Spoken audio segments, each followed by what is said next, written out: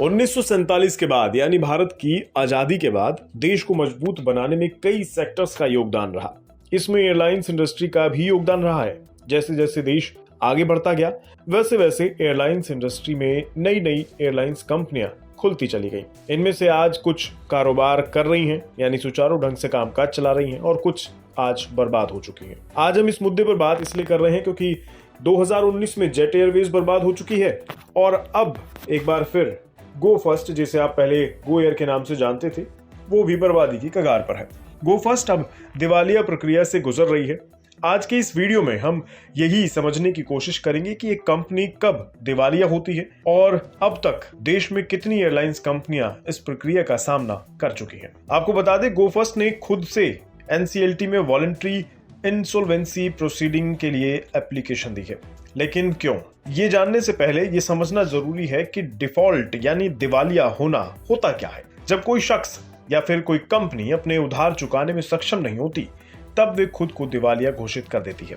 तब अदालत से नियुक्त अधिकारी उस कंपनी या फिर शख्स की संपत्ति की बिक्री करवाते हैं। इस बिक्री से मिली रकम को कर्जदारों के बीच बांट दिया जाता है बराबरी से। इस तरह के मामलों में सबसे ज्यादा आफत कर्ज देने वालों की आती है, क्योंकि जब कोई कंपनी या व्यक्ति खुद को दिवालिया घोषित कर देता है तो कर्ज देने वाले उस कंपनी या व्यक्ति से तगादा नहीं कर सकते। जहां तक बात गो फर्स्ट की है तो इस एयरलाइंस की बर्बादी का सबसे बड़ा कारण रही नकदी का संकट। वाडिया ग्रुप की एयरलाइंस कंपनी गो फर्स्ट ने 2005 में एविएशन सेक्टर में एंट्री की थी। अभी गो फर्स्ट पर 6,527 करोड़ रुपए का कर्ज है। तेल कंपनियों में बकाये का भुगतान न कर पाने के चलते सभी उड़ानें इस कंपनी की रद्द करनी पड़ रही हैं। वहीं अगर इतिहास में थोड़ा पीछे जाकर देखें तो 2019 का साल आपको अच्छे से याद होगा। ये हाल का ही वाकया है। इस साल में नरेश गोयल की जेट एयरवेज ने दम तोड़ दिया था। 2019 की शुरुआत में जेट ने बैंकों से लिए गए अपने लोन की ईएमआई नहीं भरी थी। फंड की दिक्कत के चलते इसके परिचालन को धीरे धीरे से बंद होना पड़ गया। जेट एयरवेज बंद होने के बाद इसके करीब 17,000 कर्मचारी सड़क पर आ गए थे यानी बेरोजगार हो गए थे। इसी तरह अगर आप समय में और थोड़ा पीछे जाएंगे तो किंगफिशर की बर्बादी आपको नजर आएगी। इसकी बर्बादी का मुख्य कारण रहा कर्ज।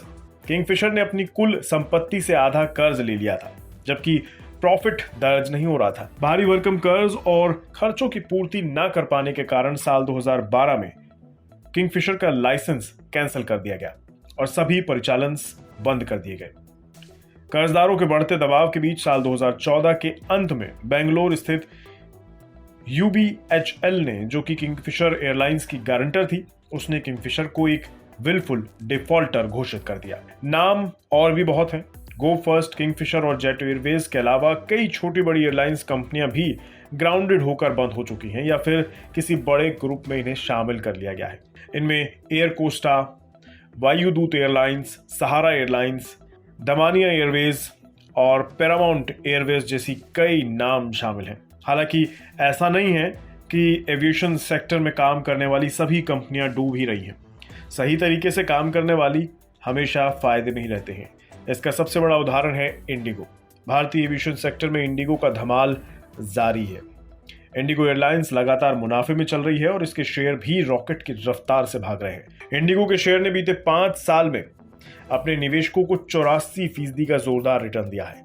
साल 2006 में शुरू हुई इंडिगो के बेड़े में 300 से ज्यादा विमान शामिल हैं और वर्तमान में 76 घरेलू और 26 अंतर्राष्ट्रीय डेस्टिनेशंस के लिए इंडिगो की फ्लाइट्स संचालित की जाती हैं। आज की तारीख में इंडिगो एयरलाइंस घरेलू सेवा में सबसे बड़ा प्लेयर है। 50% से ज्यादा घरेलू मार्केट में इंडिगो का ही कब्जा है। आंकड़ों पर नजर डालें तो फाइनेंशियल ईयर 2022-23 के मुताबिक घरेलू एविएशन मार्केट में इंडिगो की हिस्सेदारी करीब 55.4% बैठती है। इसके बाद 10% बाजार हिस्सेदारी के साथ स्पाइस जेट का कब्जा है और फिर एयर इंडिया और जेट एयरवेज का नंबर आता है।